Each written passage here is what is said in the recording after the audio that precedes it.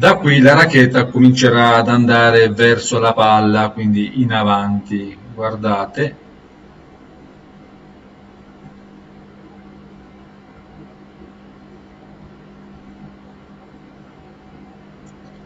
Allora, nell'impatto con la palla, come si vede, il peso del corpo si è spostato quasi totalmente sulla gamba dominante.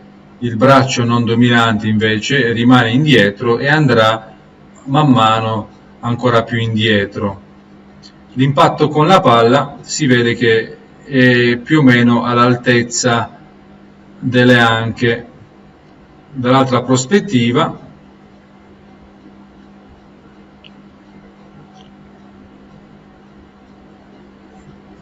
guardate, la racchetta comincia ad andare avanti grazie a quella rotazione verso l'esterno che è iniziata prima.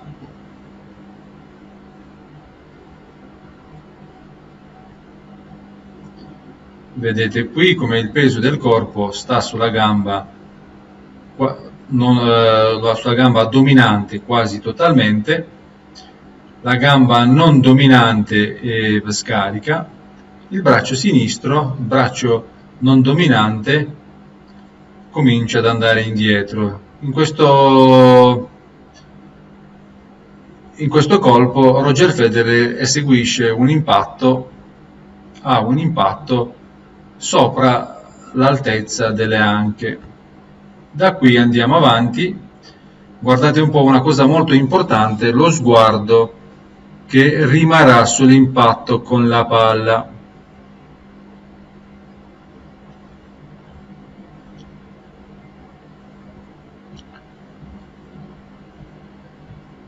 La testa a racchetta, come si vede, è andata in avanti e anche verso l'alto, quindi obliquo verso l'alto, questo per dare il top spin e la profondità. Più va in avanti la testa a racchetta, più profondità abbiamo, e se va anche verso l'alto diamo profondità e top spin alla palla.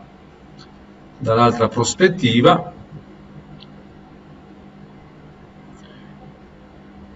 guardate, lo sguardo rimane sull'impatto con la palla.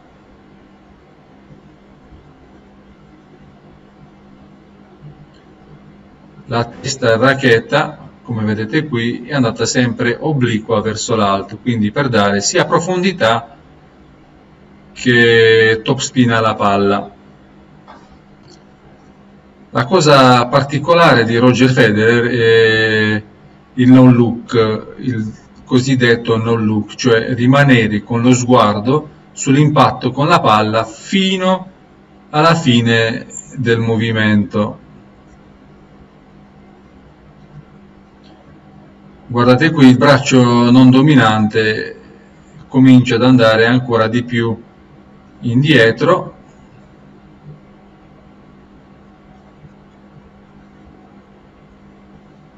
Lo sguardo rimane sempre sull'impatto con la palla fino alla fine del movimento.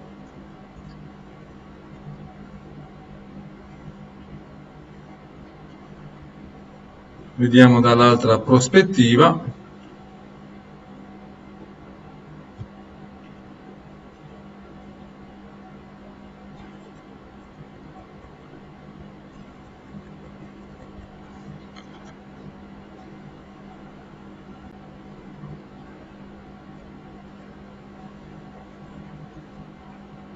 Allora, il finale, guardate un po',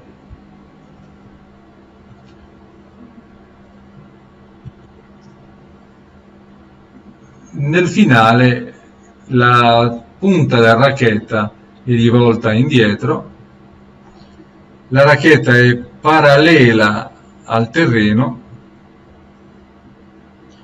le spalle, come si vede, si sono girate ancora di più verso il lato dominante, quindi fanno un'altra piccola torsione al contrario rispetto a prima, rispetto alla fase di preparazione. le anche che rimangono sempre ferme da quando abbiamo iniziato la fase di preparazione, rimangono sempre perpendicolari alla rete. Si nota come anche il braccio non dominante è andato molto più indietro rispetto a quando la mano non dominante si è staccata dal cuore della racchetta. Vediamo dall'altro lato, dall'altra prospettiva, guardate un po' come le spalle si sono girate molto di più rispetto alle anche, quindi si crea questa piccola torsione al contrario rispetto a prima.